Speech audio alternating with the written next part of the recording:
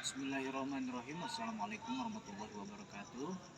Perkenalkan, nama saya Silvodiatullah. Nomor induk mahasiswa saya 1230417. Izinkan kepada dosen pengampu yang saya hormati untuk menyampaikan materi-materi yang memang saya sampaikan, dari mulai pengenalan tentang hukum, kemudian lanjutannya tentang bagaimana kita itu bisa mengenal tentang hukum di Indonesia. Nah, bahwasanya perlu saya terangkan definisi yang akan kita obrolkan di sini melalui tentang hukum pidana. Hukum pidana di mana? Di Indonesia.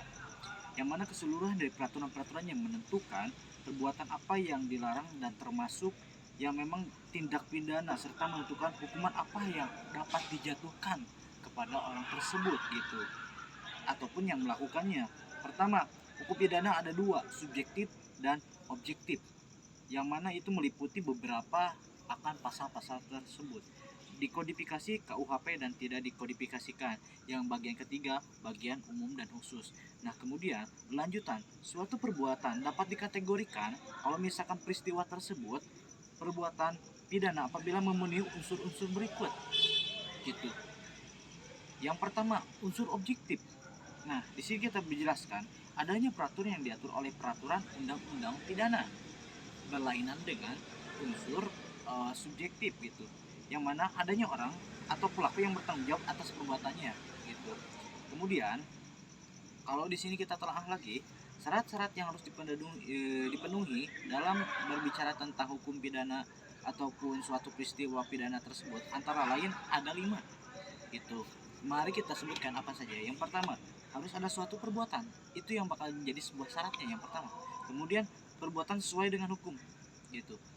Jadi perbuatan tersebut harus disesuaikan apakah memang sinkron dengan hukum apa tidak gitu. Dan yang ketiga yaitu harus terbukti adanya kesalahan yang harus dipertanggungjawabkan gitu. Yang keempat, harus berlawanan dengan hukum gitu. Itu kalau misalkan mau memenuhi syarat yang akan termasuk dalam peristiwa pidana. Yang terakhir, harus tersedia ancaman hukumannya. Kemudian lanjut, kita akan di sini berbincang tentang sumber-sumber hukum pidana gitu.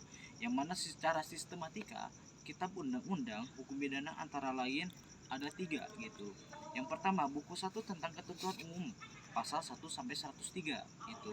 Yang kedua, buku 2 tentang kejahatan gitu, pasal 104 sampai 488 gitu. Nah, kemudian yang ketiga, buku tentang pelanggaran. Berarti pasal yang tadi sudah dilanjutkan, mohon maaf, pasal 488 sampai 569. Dan masih banyak lagi undang-undang dan kitab yang dibuat untuk tindak pidana. Nah, kemudian asas-asas hukum pidana gitu. Nah, di sini kita akan berbincang tentang apa yang disebut asas-asas tentang hukum pidana. Nah, di sini kita bisa jelaskan yang pertama itu ada yang namanya asas legalitas. Hadirin dan sobat-sobat sekalian, pergerakan. Kalau misalkan kita berbicara tentang asas-asas gitu, asas itu merupakan sebuah landasan dasar yang memang akan menjadi sebuah pegangan. Itu asas-asas gitu. Kemudian di sini tadi dijelaskan ataupun disebutkan tentang asas legalitas. Yang dimaksud asas legalitas tersebut, tidak ada suatu perbuatan dapat dipidana kecuali atas kekuatan aturan pidana dalam peraturan perundang-undangan gitu. Yang kemudian yang telah ada sebelum perbuatan itu dilakukan pasal 1 ayat 1 KUHP. Dan yang kedua, pasal 1 ayat 2 KUHP, bila ada perubahan dalam perundang-undangan sesudah peristiwa terjadi, dipakai ketentuan yang paling menguntungkan bagi tersangka gitu. Kemudian berbicara asas itu ada harus beberapa kriteria juga. Asal tiada pidana tanpa kesalahan praduga, ataupun memang bersifatnya tuh masih tidak ada sebuah yang objektif itu untuk ditindaklanjutkan sebagai hukum pidana, sobat-sobat. Nah, kemudian asal tidak ada hukuman tanpa kesalahan atau asas pertanggungjawaban untuk menjatuhkan pidana harus dilakukan bila mana ada unsur kesalahan pada diri orang yang bersangkut paut gitu. Kemudian yang D, ada yang disebut asas teritorial gitu.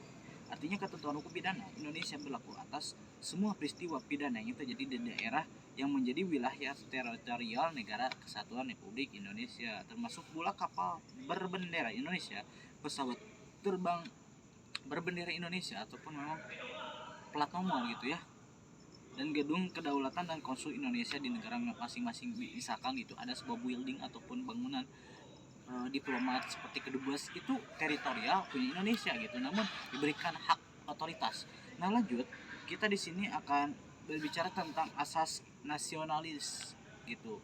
Di sini berbicara asas nasionalis berarti sebuah aktif, artinya ketentuan hukum pidana Indonesia berlaku bagi semua WNI yang melakukan tindak pidana maupun itu berasal, misalkan ada seseorang melakukan tindak pidana yang di apa ya, di luar negeri gitu ya, dia melakukan sebuah tindak pidana gitu, namun secara hukuman itu kita yang menghukumi, bukan sana gitu, bukan pengadilan yang ada di teritorial tersebut gitu. Nah lanjut, ada yang disebut dengan asas nasionalis pasif, itu artinya ketentuan hukum pidana Indonesia berlaku bagi semua tindak pidana yang merugikan kepentingan negara gitu. Misal gitu, ada sebuah apa ya, dana ataupun yang memang itu bersifat merugikan banget, seperti aset negara itu dicuri ataupun bagaimana, nah itu seperti itu. Nah kemudian juga